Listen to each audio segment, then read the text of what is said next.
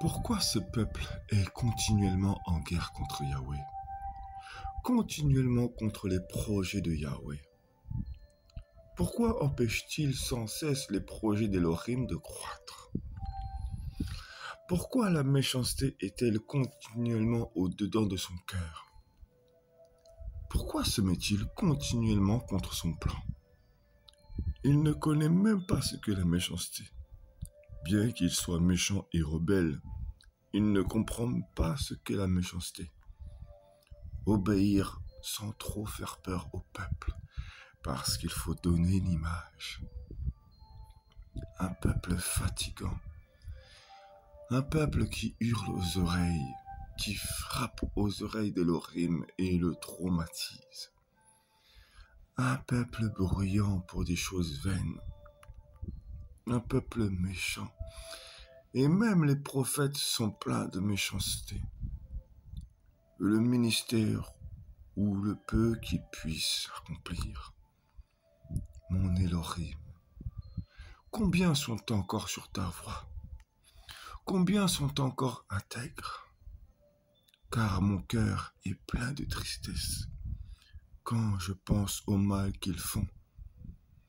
Des hommes qui se disent prophètes et ne le sont pas. Établis par d'autres hommes, et Yahweh ne les a jamais appelés par cette charge.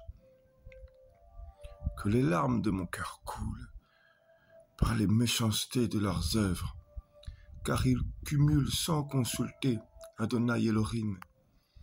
Voici, ils bâtissent, et je vois les fruits du peuple. Les motivations des cœurs ne font que prospérer vers le mal, car ils ne sont pas enseignés. Ils désirent des paroles douces. Même s'ils ne voient pas l'évolution, ils se convainquent par une foi humaine, une foi trompeuse. Ils se convainquent par leur rêverie que leur foi est bonne. Voici, ils trompent le peuple et prospèrent dans leur égarement. Et le peuple reste dans l'ignorance. Les ministères sont un don, une grâce pour bénir son peuple. Les ministères sont une grâce, des hommes choisis pour bénir. Et voici, ils méprisent le don d'Elohim Yahweh Tsebaot. Il a tout donné pour bénir, ainsi que les ministères. Dans chaque ministère, n'y a-t-il pas une charge? Et voici, ces hommes égarent le peuple d'Adonai. Et le peuple, une fois sorti de ces temples de vendeurs de rêves, sont brisés, déçus, dépouillés. Mais malgré cela, ils retournent dans ce même type de temple. Ils retournent rechercher des hommes d'onction, des hommes qui ne leur enseignent que de la surface.